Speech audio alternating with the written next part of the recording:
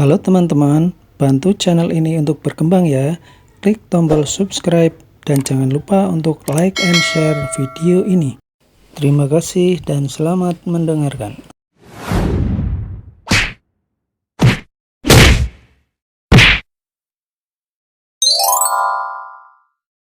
Bab 796, bukan barang asli? Alasan cara pembakaran mangkuk glasir langit tidak bisa diwariskan karena penampilan mangkuk teh yang sangat mewah dan tidak sesuai dengan kebiasaan estetika orang-orang dinasti Rus Selatan yang menyukai sesuatu yang sederhana, anggun, dan polos. Lagi pula, tingkat kesulitan kerajinan seperti mangkuk glasir langit sangat tinggi. Pada dasarnya, jumlah keramik yang dibakar memang sedikit. Kemudian, perlahan-lahan tidak lagi dibakar, alhasil jumlahnya di dunia ini pasti sangat sedikit. Tidak ada salahnya kalau kamu mengatakannya sebagai benda peninggalan langka di dunia ini. Setelah Barto selesai menjelaskan, banyak yang diam-diam mengangguk. Mereka tentu memahami masalah ini. Sementara itu, malah tampak senyuman sinis di ujung bibir John.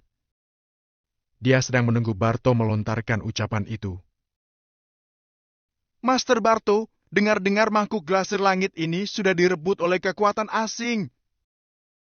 Negara Nagon tidak memilikinya. Aku juga pernah berkunjung ke luar negeri. Aku pernah melihatnya di museum luar negeri.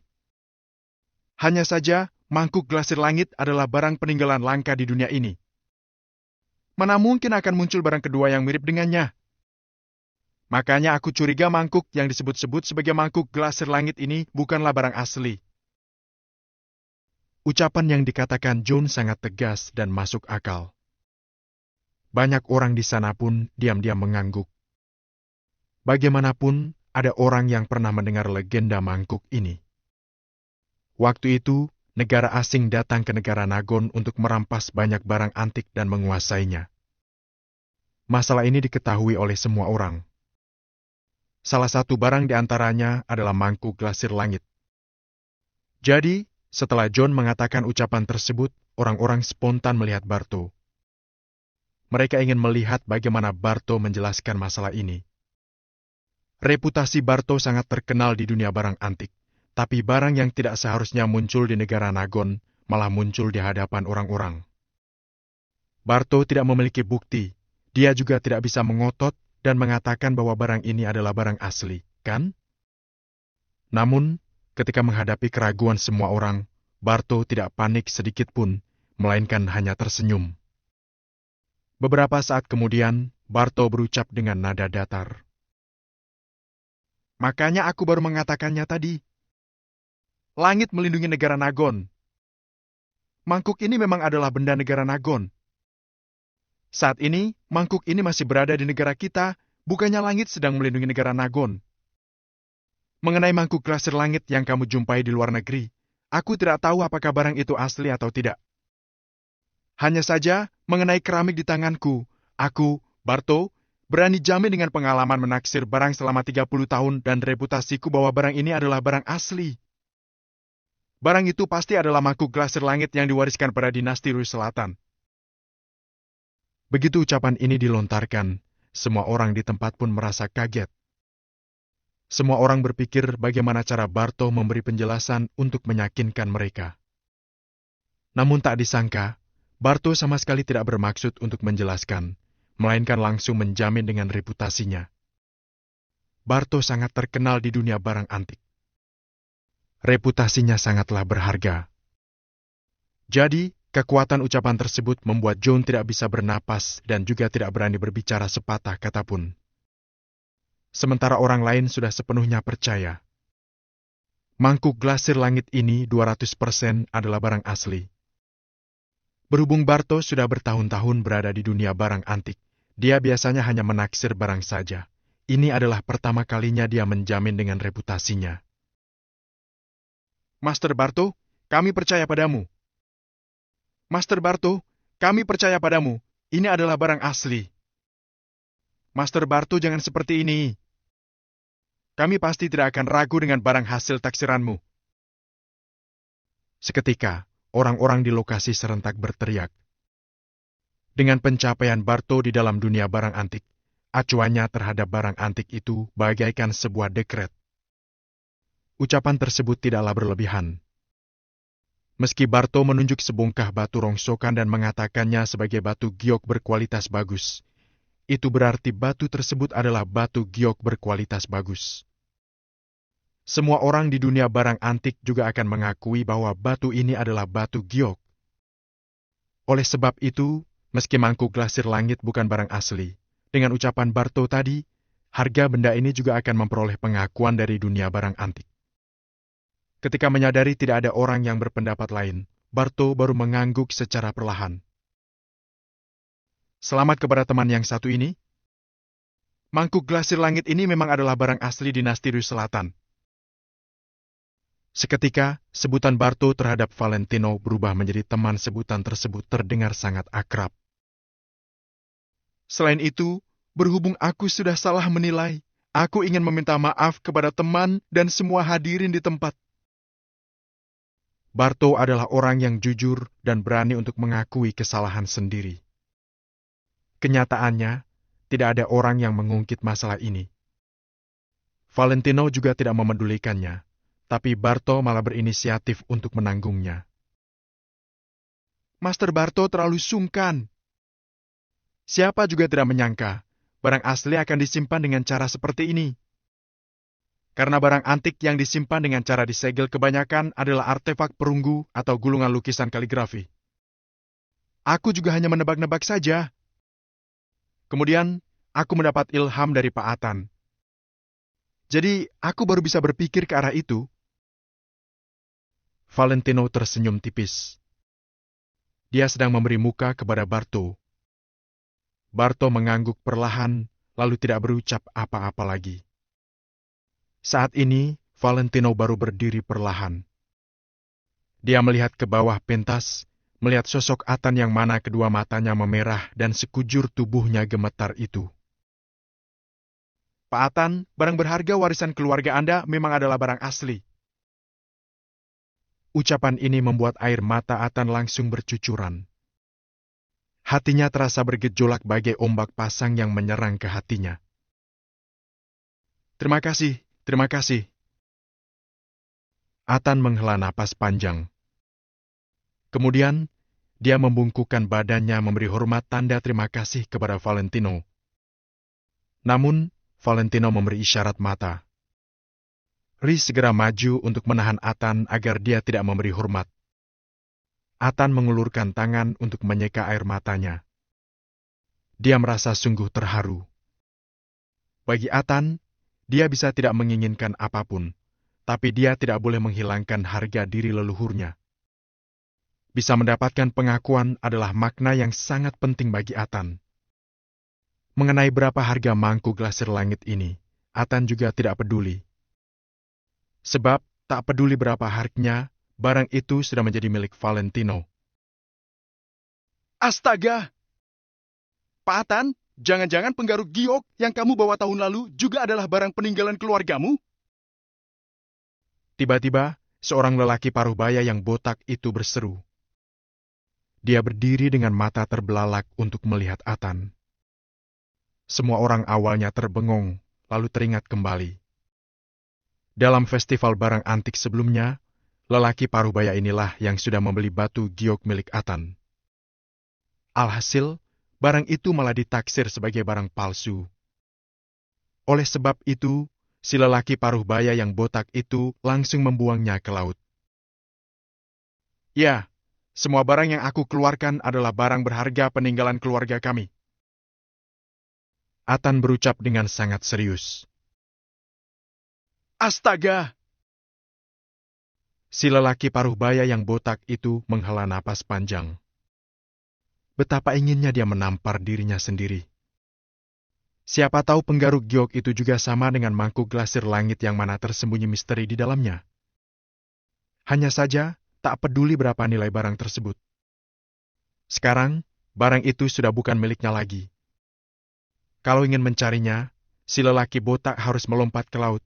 Tapi apa masih bisa ditemukan? Oleh sebab itu, si lelaki paruh baya yang botak itu sedang menumbuk dadanya dan menangis sambil mengusap air matanya.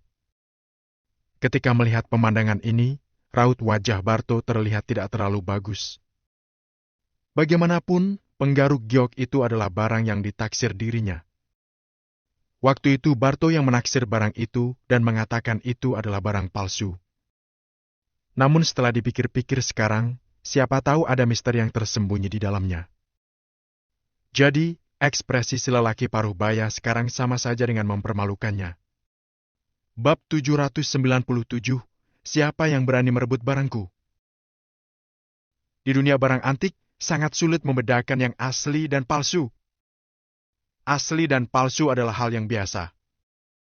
Hanya karena Pak Atan telah mengeluarkan sebuah barang asli, tidak berarti semua barang yang dia keluarkan adalah barang asli.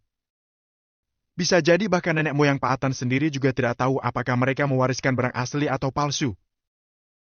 Aku hanya beruntung, kata Valentino dengan tenang. Barto tersentak, dia langsung menatap Valentino dengan perasaan bersyukur. Dia juga semakin menyukai Valentino. Yang dikatakan Tuan Leno benar. Aku tidak bisa menjamin bahwa semua barang yang aku keluarkan adalah barang asli. Sekarang, Atan mendukung Valentino dengan sepenuh hati. Dia mendukung semua yang Valentino katakan.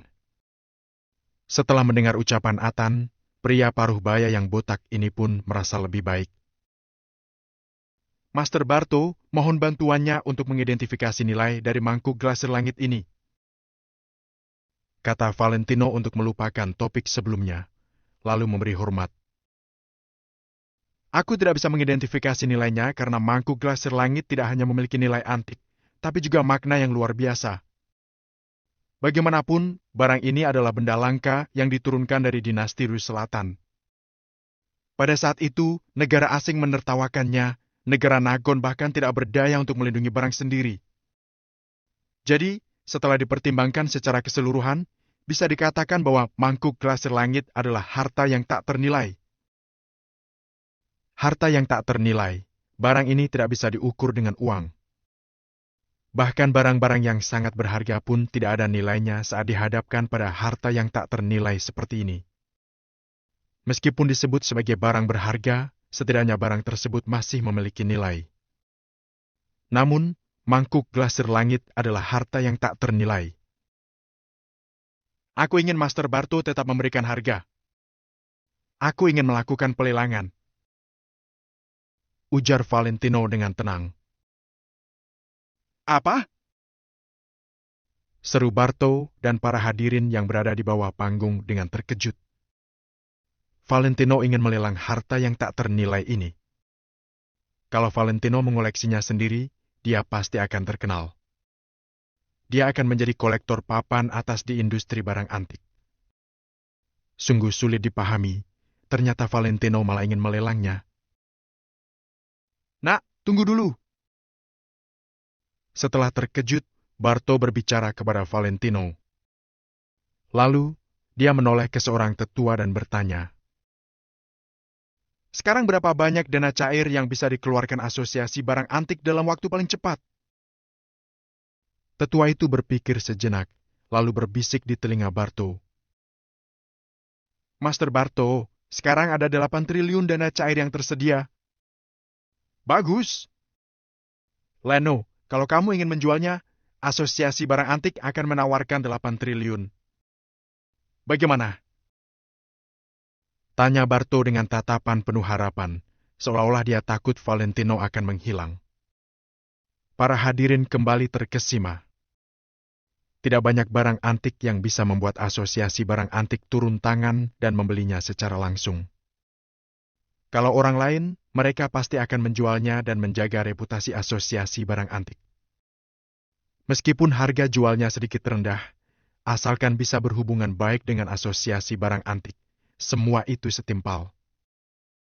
Jadi, mereka semua merasa kalau Valentino cerdas, dia tahu apa yang harus dipilih.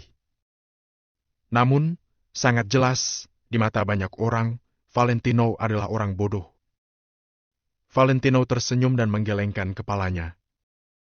Hubungan adalah hubungan, uang adalah uang. Kedua hal ini harus dibedakan dengan jelas. Kalau asosiasi barang antik marah karena Valentino tidak mau menjual barang antik kepada mereka, asosiasi barang antik tidak perlu membangun hubungan dengan Valentino. Master Barto, aku tetap ingin melalui proses lelang, jawab Valentino dengan serius. Sekarang Valentino lebih kekurangan uang. Para hadirin menggelengkan kepala mereka. Mereka merasa bahwa Valentino adalah orang bodoh. Asalkan Valentino setuju, dia bisa segera mendapatkan uang tunai senilai 8 triliun. Selain itu, Valentino juga punya kesempatan untuk berhubungan baik dengan asosiasi barang antik. Namun, Valentino malah membuang kesempatan ini. Kalau bukan bodoh, lantas apa namanya? Barto tercengang mendengar jawaban Valentino. Kemudian, wajah Barto terlihat malu. Leno, begini, semua ini adalah salahku.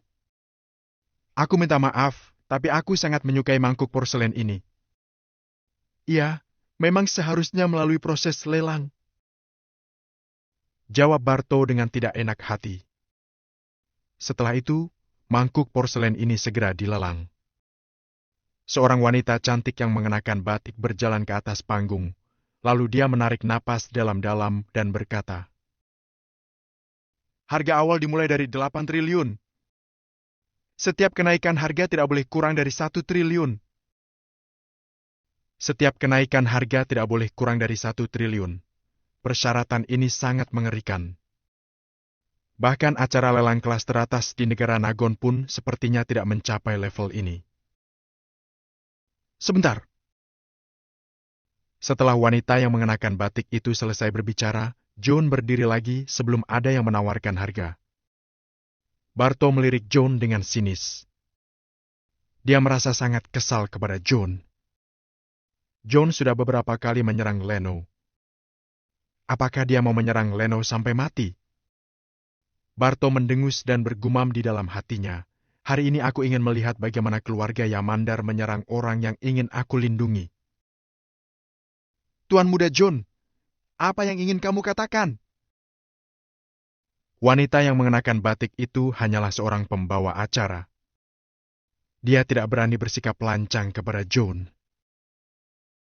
Hei! John mengusap dagunya sambil tersenyum, lalu dia berkata, "Sepertinya tidak berlebihan kalau aku mengatakan mangkuk glasir langit merupakan harta nasional negara Nagon. Sebagai penduduk negara Nagon, kalau mendapatkan barang antik seperti ini, setiap orang memiliki kewajiban untuk menyerahkannya kepada negara.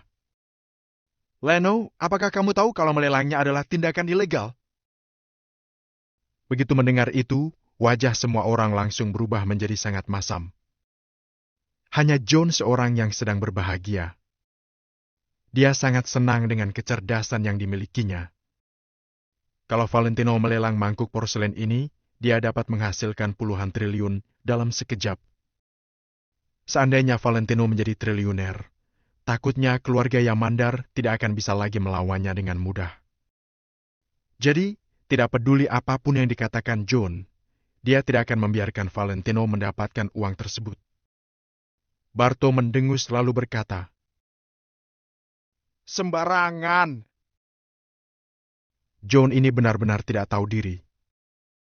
Kasarnya, asosiasi barang antik memang menjalankan bisnis seperti ini.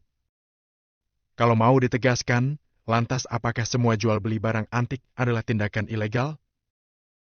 Apakah asosiasi barang antik adalah sebuah asosiasi yang ilegal?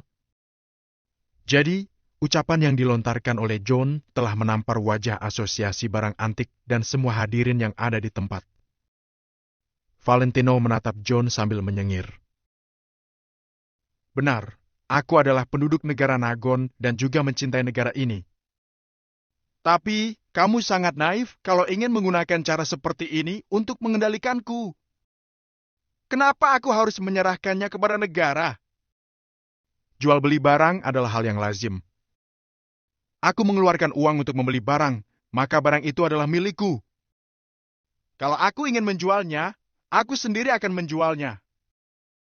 Kalau aku tidak ingin menjualnya, siapa yang berani merebutnya dari tanganku? Hari ini, Aku berdiri di sini dan bertanya kepada semua hadirin, siapa yang berani merebut barang milikku? Setelah itu, Valentino berdiri dengan meletakkan tangannya di belakang dan menatap para hadirin dengan angkuh. Tubuh Valentino memancarkan aura yang sangat kuat dan mengejutkan banyak orang. Siapa yang berani merebut barang milik Leno? Kalimat ini terdengar sangat sombong. Bab 798, anggota kehormatan seumur hidup. Namun, saat merasakan aura Valentino yang berwibawa itu, semua orang tidak bisa berkata-kata. Saat ini, John pun ikut terpana dan tidak bisa mengucapkan sepatah kata pun. Atau kalian bisa mengambilnya dari tanganku untuk sementara. Tapi, setelah beberapa hari, aku pasti akan mengambilnya kembali sebanyak ratusan kali lipat. Tambah Valentino. Kata-kata ini terdengar sangat percaya diri sehingga orang-orang tidak berani menyangkalnya. Kalian boleh mengincar barangku, kalian bahkan boleh mengambilnya pergi. Namun, itu hanya untuk sementara.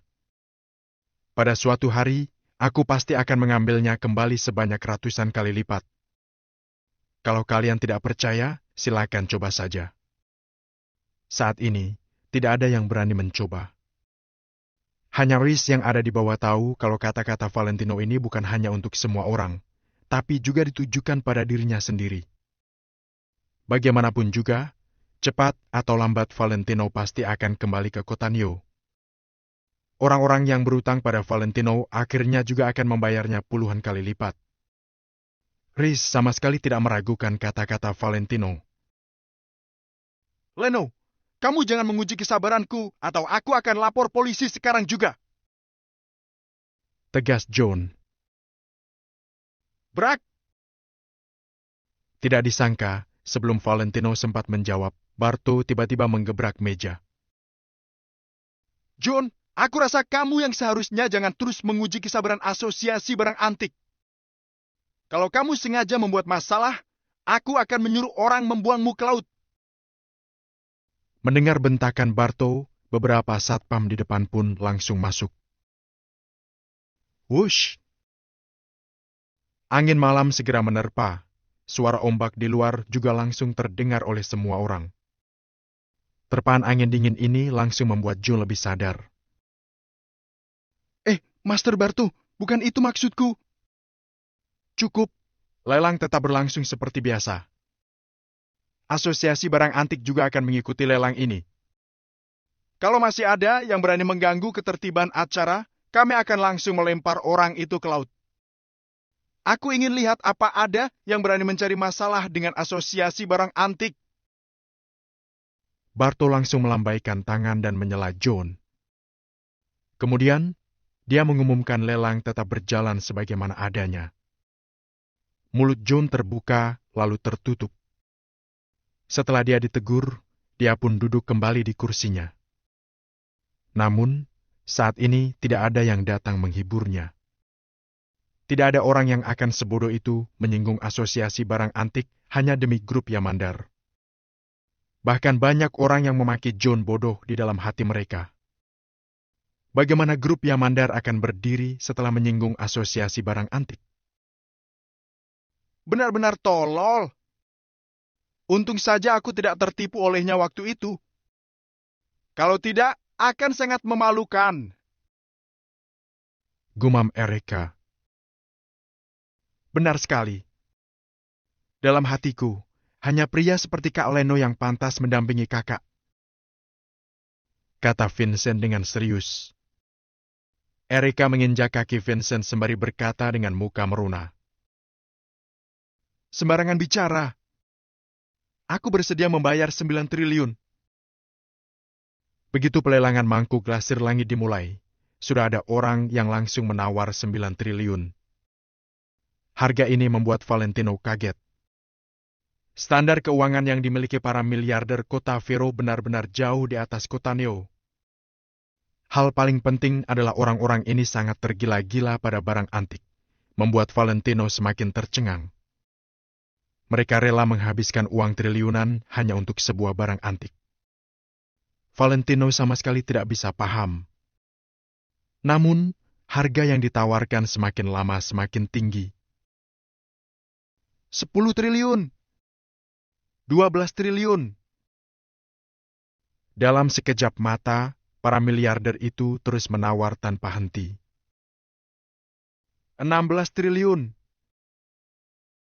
Tiba-tiba Barto berdiri dan menambahkan 4 triliun sehingga harga mangkuk itu menjadi 16 triliun. Begitu tawaran ini dilontarkan, tidak ada lagi yang berani melawan. Meski barang antik itu bagus, mereka tetap harus menimbang kemampuan diri. Kalaupun ada yang bersedia menghabiskan seluruh kekayaan mereka untuk membeli mangkuk ini, kekayaan mereka juga tidak mencapai 16 triliun. Jadi, mau tidak mau mereka harus menyerah. Master Barto, sekarang kita tidak punya uang sebanyak itu, ujar seorang pria tua. Barto melambaikan tangannya, kemudian dia berkata dengan serius pada Valentino. Leno, asosiasi barang antik bersedia membayar 16 triliun untuk membeli mangkuk ini. Tapi, saat ini aku hanya bisa memberikanmu 8 triliun dulu. Sisa 8 triliun lagi akan segera kubayarkan nanti. Apakah bisa seperti itu? Jelas sekali kalau Barto sangat menginginkan mangkuk glasir langit ini. Valentino hanya melirik Barto dan tidak menjawabnya. Barto segera berkata lagi. Leno, selain 16 triliun ini, aku juga menawarkanmu posisi anggota kehormatan seumur hidup asosiasi barang antik. Bagaimana menurutmu? Hah? Astaga! Anggota kehormatan seumur hidup! Dalam sekejap, semua orang terpukau. Erika juga menatap Valentino dengan mata terbelalak.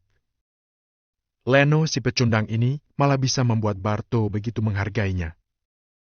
Asosiasi barang antik sudah berkembang pesat dan memiliki banyak cabang di luar kota. Bahkan seorang anggota asosiasi barang antik biasa saja akan mendapatkan perlakuan yang lebih istimewa di cabang-cabang asosiasi setiap kota. Sedangkan level anggota kehormatan seumur hidup jauh di atas anggota biasa. Bisa dikatakan dengan adanya identitas ini, sebagian besar orang berkuasa kota Vero harus memberi muka pada Valentino. Bahkan Henry Lowell, ayah dari Erika, pun hanya bisa menjadi anggota asosiasi barang antik biasa. Hanya demi menjadi anggota biasa saja, setiap tahun Henry harus membayar biaya keanggotaan sebesar puluhan miliar. Valentino tertegun sejenak, lalu dia menganggukkan kepala. Dia sudah mendapat keuntungan dalam hal harga, posisi, dan utang budi. Tentu saja dia akan menerima tawaran Barto. Bagus. Bagus sekali. Terima kasih Leno sudah memberiku muka. Selain yang aku katakan tadi, aku juga bersedia berteman denganmu secara pribadi. Kita akan menjadi teman lintas usia. Bagaimana menurutmu? Barto sangat senang. Master Barto, sebuah kehormatan bagiku bisa berteman denganmu. Valentino mengangguk dengan rendah hati. Uang 8 triliun tersebut langsung diserahkan kepada Valentino. Sambil memegang kartu ATM bernilai 8 triliun, Valentino berbalik lalu turun ke bawah. Semua orang menatap Valentino dengan iri. Selain memiliki uang, pria ini juga memiliki identitas yang terhormat. Hingga Valentino sudah duduk, sorot mata banyak orang masih tertuju padanya. Erika mengernyit, saat ini perasaannya juga sangat rumit. Tadi ketika Valentino duduk di sampingnya, dia tidak merasakan apa-apa. Dia bahkan merasa Leno si pecundang ini seharusnya merasa terhormat karena bisa duduk di sampingnya. Namun, sekarang Erika merasakan kagum pada Leno. Orang yang duduk di sampingnya ini benar-benar seorang tokoh besar. Dia tidak lagi berani merasa kalau Valentino adalah seorang pecundang tanpa latar belakang. Hanya dilihat dari identitas Valentino sebagai anggota kehormatan seumur hidup asosiasi barang antik saja, Erika sudah kalah jauh. Beruntung juga dia. Walau dalam hati Erika merasa kaget, dia tetap terlihat tidak terima. Kak, keberuntungan juga sebuah kemampuan. Lagi pula, apa kakak pikir Barto itu orang tua bodoh? Kalau Kak Leno hanya mengandalkan keberuntungan untuk melakukan semua ini, dia tidak akan memberikan anggota kehormatan seumur hidup pada Kak Leno.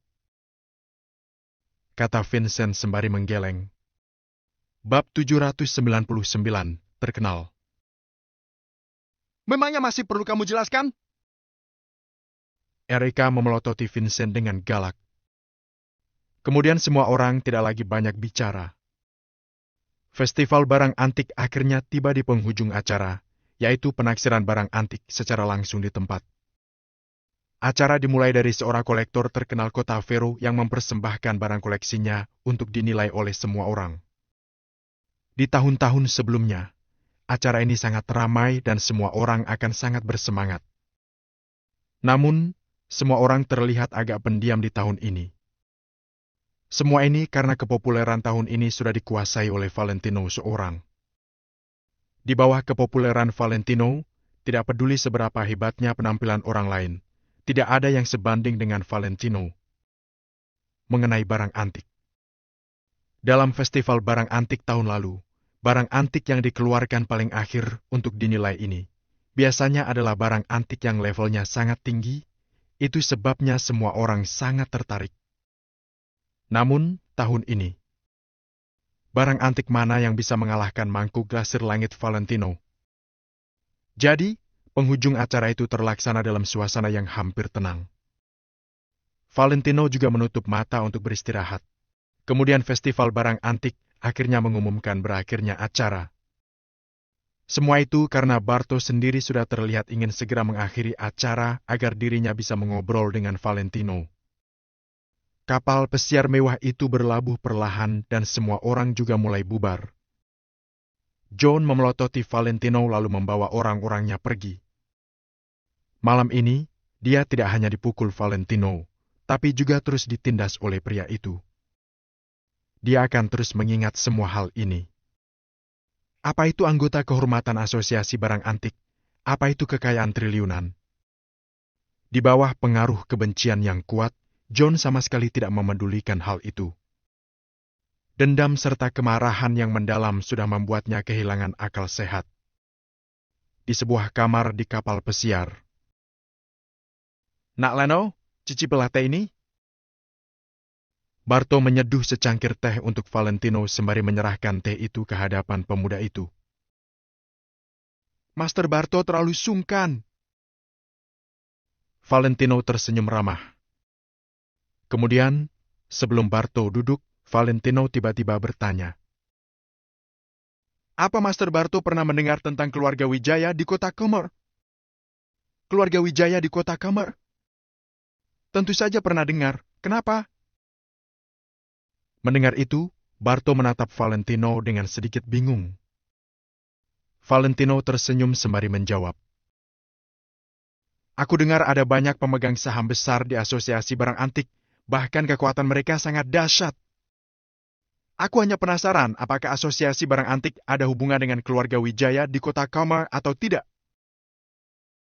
Barto tidak tahu kenapa Valentino tiba-tiba bertanya seperti itu, tapi dia tetap melambaikan tangan dan berkata, Tidak ada, keluarga super seperti keluarga Wijaya kota Khmer tidak tertarik pada tempat kecil seperti kita ini.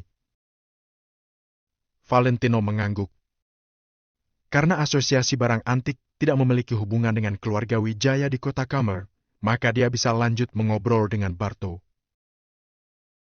Nak Leno, ini adalah bukti anggota kehormatan seumur hidup asosiasi barang antik milikmu.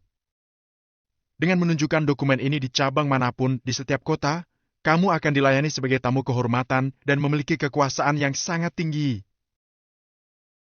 Barto mengeluarkan selembar dokumen berstempel emas lalu menyerahkannya kepada Valentino. Valentino melirik dokumen yang berisi nama serta identitasnya itu sekilas. Terima kasih, Master Barto. Valentino menerima dokumen itu sembari mengangguk. Dengan adanya dokumen ini, siapa tahu kelak akan ada gunanya. Kemudian, keduanya lanjut mengobrol dengan asyik. Barto menanyakan banyak ilmu tentang barang antik pada Valentino. Tentu saja Valentino sangat menguasai hal ini, sehingga dia bisa menjawab semua pertanyaan dengan lancar. Barto kembali terpukau dengan pengetahuan Valentino tentang barang antik serta gaya bicara Valentino yang tidak biasa. Anak muda sehebat ini bisa tidak terkenal di kota Vero ini, sungguh tidak bisa dimengerti.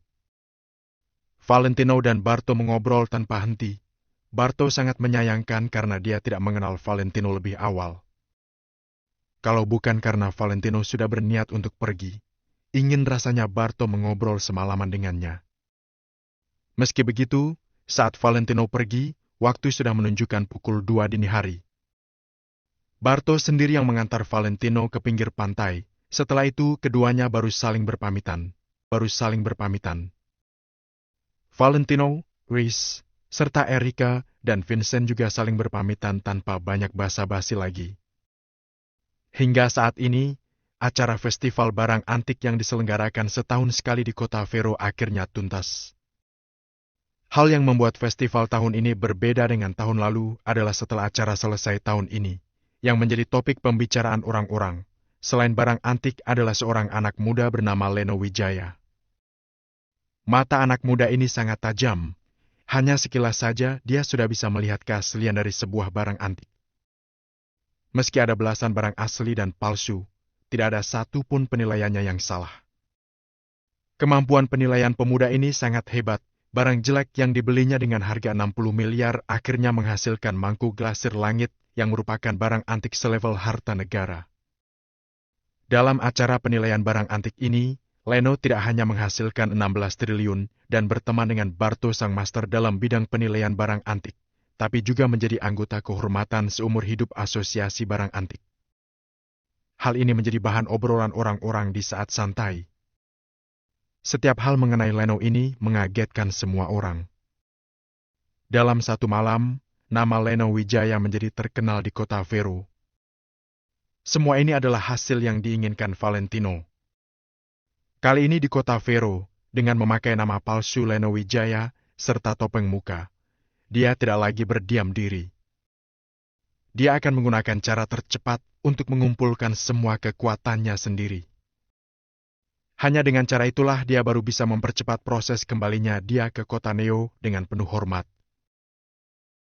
Hari itu akan segera tiba. Valentino berdiri di jendela dengan sebatang rokok di mulutnya, sorot matanya penuh kerinduan ketika menatap langit biru. Keesokan harinya, gerimis turun di kota Vero tanpa peringatan. Sedangkan cuaca kota Neo yang berjarak 2 kota dari kota Vero justru sangat cerah. 2 kota itu seperti tidak berada di bawah langit yang sama. Pada saat ini, di dalam penthouse Villa Cloud di kota Neo. Kak, ibu menelpon lagi. Kata ibu, kalau kita masih tidak pulang, keluarga kita akan membayar dengan harga yang sangat mahal. Pada saat itu, bahkan mereka juga akan berakhir buruk.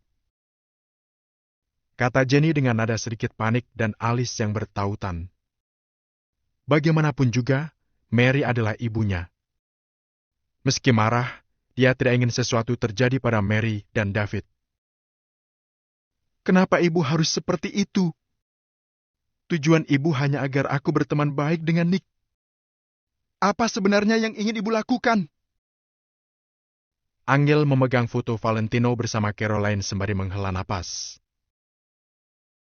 Sudah aku tanya pada ibu, tapi dia tidak mau bicara. Dia hanya bilang kalau sebelum matahari terbenam hari ini, kita masih belum muncul di villa perumahan di Jing Oriental. Keluarga kita akan benar-benar tamat. Jenny menyampaikan kata-kata Mary kepada Angel. Jenny, menurutmu apa yang harus kulakukan? Angel memeluk foto Valentino erat-erat. Jenny mengerutkan kening. Tentu saja dia juga tidak mau Angel turun gunung. Paling tidak, di Gunung Cloud ini, ada grup global yang melindungi mereka. Namun, setelah keluar dari Villa Cloud, grup global sekalipun tidak akan berani bertindak terlalu jauh. Bab 800 tidak bisa menghindar. Namun, kalau tidak turun gunung, Mary bahkan berani mengancam akan bunuh diri. Jenny tidak berani memberitahu Angel hal ini. Dia hanya khawatir kalau Nick akan marah lalu melakukan sesuatu pada ayah dan ibunya. Jadi, dia tetap harus menenangkan Nick terlebih dahulu. Ketika memikirkan ini, Jenny mengertakkan giginya dan berkata, "Kak, sudah kupikirkan, kakak tunggu dulu di sini. Biar aku yang pulang untuk menengok ayah dan ibu." "Untuk apa kamu pulang?" "Yang Nick inginkan adalah aku." Angel kembali menatap foto Valentino. Valentino yang ada dalam foto itu tersenyum dengan bahagia. Angel menatap mata Valentino lekat-lekat sembari berpikir, "Valentino, kapan kamu akan pulang?" "Kak, sudah kupikirkan, biar aku yang pergi. Aku yang akan menghadapi Nick. Kakak adalah milik kakak iparku. Kakak juga sudah menikah. Kalaupun kakak ipar tidak ada di sini, kakak juga tidak bisa tidak setia padanya. Aku tidak masalah. Aku belum menikah, bahkan pacar saja tidak punya. Biar aku. Aku yang pergi." Kata Jenny dengan pura-pura tak peduli sembari menarik napas. "Jenny, tidak bisa." Angel langsung bisa menebak maksud Jenny. Jenny ingin menggunakan dirinya sendiri sebagai tameng demi Angel. "Hahaha. Kak, kalau aku benar-benar mengikuti Nick, maka aku adalah nyonya muda dari keluarga kaya. Ini adalah hal yang membahagiakan. Kalau aku bisa menikah ke dalam keluarga Wijaya di kota Kamal yang kaya raya itu, kakak harusnya memberi selamat padaku." Jenny tertawa terbahak-bahak lalu melambaikan tangan sembari melanjutkan. "Sudahlah, Kak. Tidak usah dibahas lagi. Aku akan segera beres-beres." Tanpa menunggu jawaban dari Angel, Jenny langsung berbalik dan masuk sekaligus mengunci kamarnya. Setelah pintu kamar tertutup, air mata menetes di muka Jenny yang cantik itu. Namun, dia menguatkan diri untuk tidak bersuara lalu mulai membereskan barangnya dalam diam. Maafkan aku. Aku tidak bisa menunggumu lagi.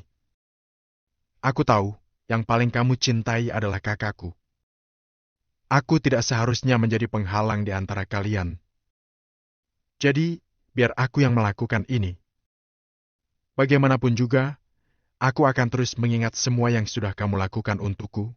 Aku juga berterima kasih pada semua yang kamu berikan padaku." Jenny berpikir dalam hati sembari menghapus air matanya, menarik kopernya lalu berjalan keluar dari kamar. "Jenny, kamu tidak boleh melakukannya. Kamu tidak boleh melakukan ini. Aku yang seharusnya pulang." Mana mungkin Angel tega membiarkan Jenny menderita karenanya. Angel tahu jelas kalau Jenny sama sekali tidak menyukai Nick. Adiknya ini juga tidak akan berteman dengan Nick hanya karena status pria itu. Semua yang dilakukan Jenny adalah untuk dirinya dan Valentino. Walau mereka tidak pernah keluar rumah, mereka juga mengetahui banyak cerita jelek tentang Nick yang suka gonta-ganti pacar lebih cepat dari dia berganti pakaian. Pria ini sangat berkuasa di kota Neo, sikapnya semena-mena dan melakukan banyak kejahatan. Bahkan Nick juga melecehkan istri dan putri dari seorang anggota asosiasi perdagangan Prabu. Mana ada yang akan berakhir baik setelah mengikuti orang yang tidak punya hati nurani seperti ini? Dia yang merupakan seorang kakak tidak bisa menghancurkan kehidupan adiknya hanya demi diri sendiri. "Kak!" Jenny memanggil sembari berkata, "Kakak harus menurutiku.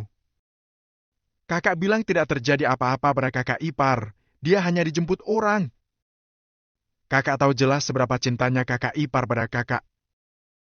Kalau ingatannya pulih, orang pertama yang akan dia ingat adalah kakak. Kalau sesuatu terjadi pada kakak, bagaimana dia bisa terus hidup? Kakak ipar begitu mencintai kakak. Bagaimana kakak bisa membiarkan orang lain menodai kakak? Tidak hanya kakak ipar yang tidak mengizinkan hal seperti ini terjadi, aku juga tidak bisa." Sambil berbicara, air mata sudah menetes di pipi Jenny. Angel terperangah mendengar kata-kata Jenny. Ya, kalau sesuatu terjadi pada dirinya, maka Valentino pasti akan menggila. Saat itu, meski Valentino berhasil menaklukkan kota Neo, pria yang dicintainya itu pasti akan hidup dalam rasa bersalah seumur hidup. Jadi, demi Valentino, Angel harus melindungi dirinya sendiri dengan baik. Namun, dia benar-benar tidak bisa membiarkan Jenny menderita demi dirinya karena hal ini. Jenny, aku. Kak, jangan bicara lagi. Aku bisa melindungi diriku, masalah ini juga tidak berbahaya seperti yang kakak bayangkan. Aku akan menahan Nick untuk beberapa lama. Kalau sudah tidak bisa ditahan, baru kita bicarakan lagi. Jenny tersenyum paksa lalu maju dan memeluk Angel. Kak, tidak usah katakan apa-apa lagi. Kita sama-sama tahu kalau ini adalah solusi terbaik untuk saat ini. Hal ini juga hanya bisa dikerjakan olehku. Kalau kita semua tidak menampakkan diri, kita tidak bisa menjamin kalau Nick tidak akan melakukan apa-apa pada ayah dan ibu. Sudah, dengarkan saja kata-kataku. Aku akan baik-baik saja. Selesai bicara, Jenny langsung melepaskan pelukan Angel dan berjalan keluar rumah dengan menarik kopernya. Jenny, Jenny! Angel memanggil Jenny dan mengejarnya. Kak, kalau kakak maju selangkah lagi, aku akan langsung melompat dari gunung ke laut ini. Jenny tiba-tiba berbalik dan menatap Angel, tangannya menunjuk ke bawah gunung ke laut. Angel sontak berhenti melangkah. Dia menatap Jenny dengan mata terbelalak dan rasa tidak tega. Jelas-jelas dia adalah kakak, sekarang malah adiknya yang harus melindunginya. Hati Angel bagaikan ditusuk pisau. Jenny mundur perlahan hingga gerbang villa, lalu berbalik dan pergi. Sinar matahari menerpa bahu mungil Jenny dan membentuk sebuah bayangan. Punggung gadis itu terlihat begitu kesepian, tetapi juga terlihat tegar, membuat orang yang melihatnya merasa tidak tega. Air mata mengalir deras di muka Angel. Valentino, cepatlah pulang. Cepat pulang. Gumam Angel dalam hati dengan muka bersimbah air mata sembari menatap matahari. Jenny menarik kopernya dan berjalan hingga ke bawah gunung. Dia langsung dihampiri oleh beberapa satpam, di antaranya ada 2 satpam perempuan. Nona Jenny, apa yang sedang Anda lakukan? Tanya seorang gadis dengan bingung. Ada sedikit masalah di rumahku. Aku harus pulang sebentar. Jawab Jenny. Gadis itu terpana, kemudian berkata pelan. Nona Jenny, sebelum pergi, Kak Dina sudah berpesan agar Anda dan Nona Angel tidak meninggalkan tempat ini. Villa Claudini adalah tempat grup global. Kami memiliki kekuasaan mutlak untuk melindungi keamanan Anda berdua. Tapi setelah meninggalkan Villa Cloud, kami tidak akan bisa berbuat apa-apa meskipun ingin membantu. Lanjut gadis itu dengan serius. Jenny mengangguk sebagai tanda kalau dia paham. Setelah meninggalkan Villa Cloud, setiap tempat di kota Neo yang besar ini adalah daerah kekuasaan Nick. Akan sangat mudah bagi pria itu untuk menghadapi siapapun yang dia inginkan. Bahkan grup global pun tidak akan berani melawan Nick secara terang-terangan. Bagaimanapun juga, Nick memiliki latar belakang yang bagus. Tidak usah bicara lagi, aku harus pulang. Kata Jenny dengan tegas setelah mendesah. Ada hal yang tidak bisa dihindari, jadi harus ada orang yang melakukannya. Melihat keinginan Jenny yang sudah bulat, satpam itu tidak banyak berbicara lagi. Dia segera mengutus beberapa orang untuk mengantar Jenny. Saat ini, di villa pusat perumahan di Jing Oriental. Nick sedang duduk di sofa dengan kaki terangkat di atas meja, tangannya memegang sebatang cerutu berkualitas tinggi. Sedangkan David dan istrinya berdiri di samping dengan tegang. Hari ini di dalam villa pusat, berdiri hampir 50 pengawal berbaju hitam. Marco juga termasuk di antara mereka. Bagaimana?